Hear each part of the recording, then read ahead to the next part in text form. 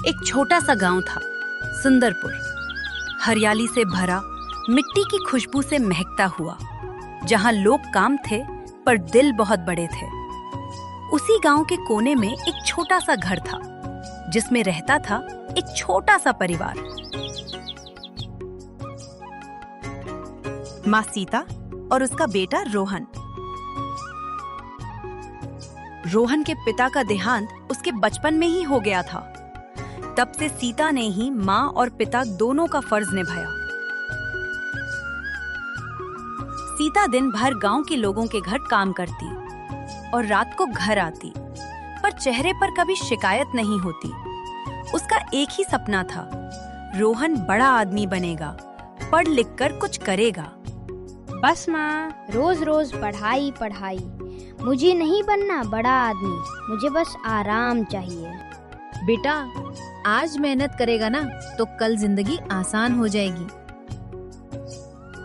पर रोहन अपनी माँ की बात कभी नहीं समझा।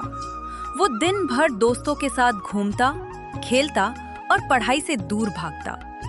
सीता चुपचाप सब देखती रहती, कभी डांटती नहीं, बस अंदर ही अंदर टूटती रहती। एक दिन सीता बहुत बीमार पड़ गई। बुखार इतना बढ़ गया कि वो ठीक से उठ भी नहीं पा रही थी। फिर भी सुबह उठकर रोहन के लिए रोटी बनाने की कोशिश की।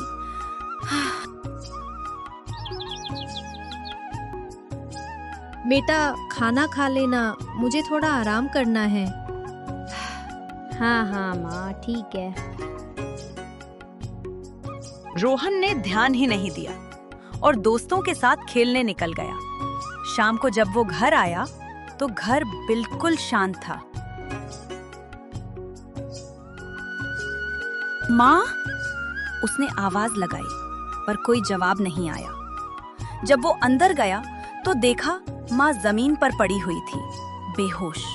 माँ, माँ उठो। रोहन की आंखों से आंसू रुक नहीं रहे थे। उसने पहली बार महसूस किया कि माँ के बिना वो कुछ भी नहीं है। गांव के लोगों ने आकर सीता को डॉक्टर के पास ले गए। डॉक्टर ने कहा, अगर कुछ टाइम और लेट हो जाता तो जान भी जा सकती थी। ये सुनते ही रोहन का दिल टूट गया।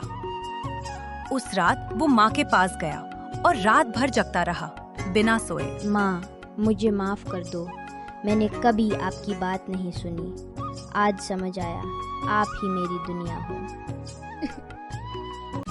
अगले दिन से रोहन चेंज हो गया।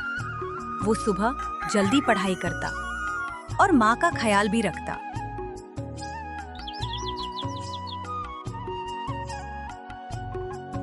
धीरे धीरे उसने मेहनत की और एक दिन शहर जाकर बड़ा आदमी बन गया।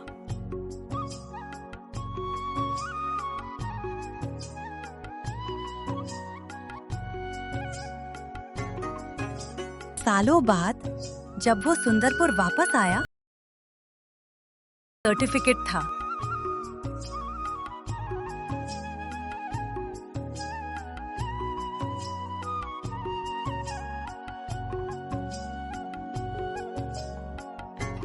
माँ, आपका सपना पूरा हो गया।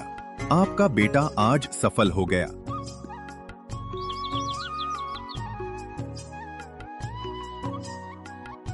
मुझे पता था मेरा बेटा एक दिन जरूर समझेगा।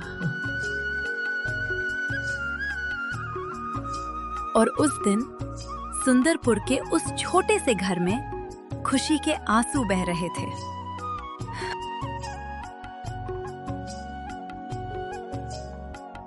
जिंदगी में हम अक्सर उन लोगों की वैल्यू नहीं समझते जो हमें सबसे ज्यादा प्यार करते हैं, पर जब समझ आता है तब तक देर हो चुकी होती है। इसलिए अपने माँ बाप की इज्जत करो, उनकी बातों को समझो, क्योंकि वही तुम्हारी असली ताकत है।